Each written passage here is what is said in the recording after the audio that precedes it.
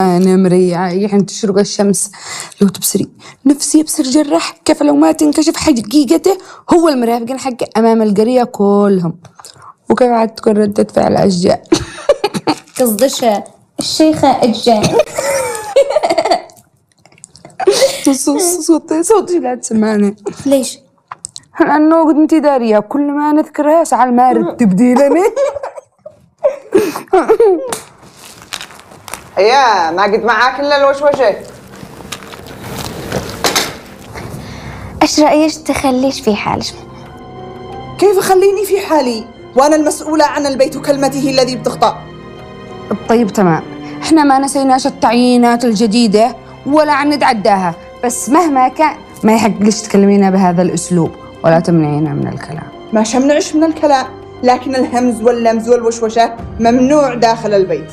سعليش ما حد طامع بمنصبش الجديد. هيا حق هذا الكلمة والله اني شحتت حاكي قبل ما اسود ليلتكن. لا تستعجليش يا روحي، قدوة وانتي عتعرفي كل شيء. قدوة شعرف بكل شيء، حاكيني ذا الحين ما به. لا تستعجليش على روحي. هيا لو ما تتحاكي ذا الحين ولا والله لو ينصبوا شمسان ما بيننا أو جبل سامع من بعد ما مشيخوا أشجان قلبي يمينا والطناك شابع. ما قد بمعنى الوقفة هذه بتذكرني بالاتجاه المقاكس، يعني نهاية الحلقة أكيد مضرب يعمل ولا شي غير أشجان بتحاكينا بالقوانين الجديدة. أنا لا صدقهن شاعم، أنا غربين أمزح.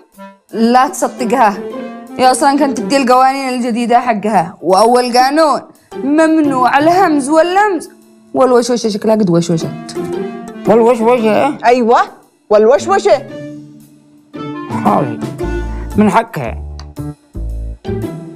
حقها لأني هذه بنت شيخ وأخت شيخ، يعني ضروري إني تطمن على أمن واستقرار البيت.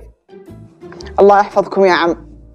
أيوة بس عاد لو تزيدي تشيليلش برميل وتروحيها ركعها في نص الصالة وتفتشي يا ساير والراجع.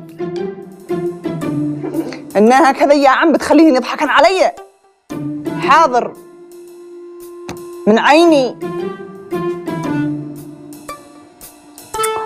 هي قومين ارقدين قومين، احنا قادمين على أيام سوداء وشوشة. لا سيري بعد زوجش.